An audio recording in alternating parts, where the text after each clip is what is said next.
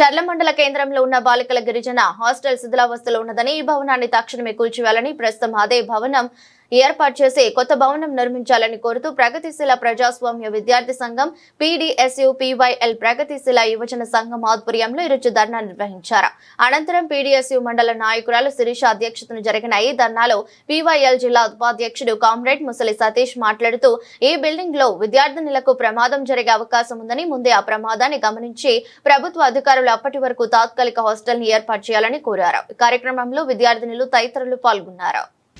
అధికారులు పట్టించుకోవాలని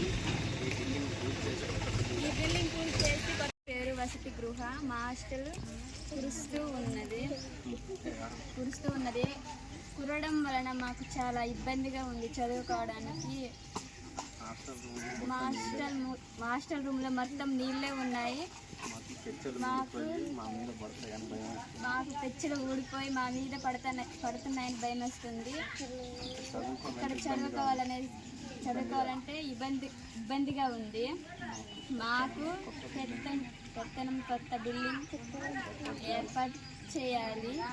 అంతవరకు ఏదైనా అద్దె భవనంలో ఉంచాలని అధికారులు కోరుతున్నాము.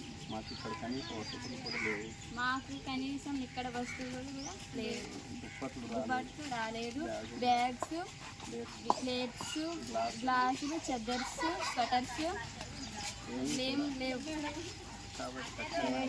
కావున తక్షణ అధికారులు స్పందించాలని కోరుతున్నాను. నా పేరు ముసలి సతీష్, పీవైఎల్ ప్రగతిశీల యువజన సంఘం భద్రాద్రి కొత్తగూడెం జిల్లా ఉపాధ్యక్షుడిని. చర్ల మండల కేంద్రంలో ఉన్న గిరిజన వసతి హాస్టలు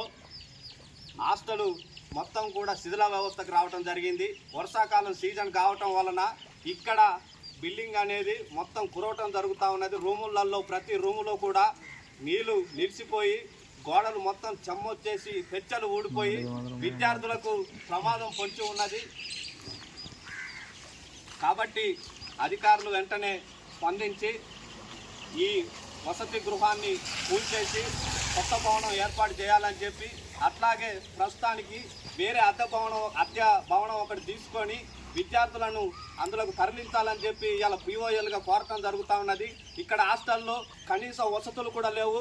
ఇవాళ విద్యార్థులు పడుకోవడానికి కనీసం దుప్పట్లు లేవు. అట్లాగే ప్లేట్స్, గ్లాసులు, బ్యాగులు, పుస్తకాలు కానీ అసలు ఏమి సౌకర్యాలు కూడా వీళ్ళకి రాలేదు.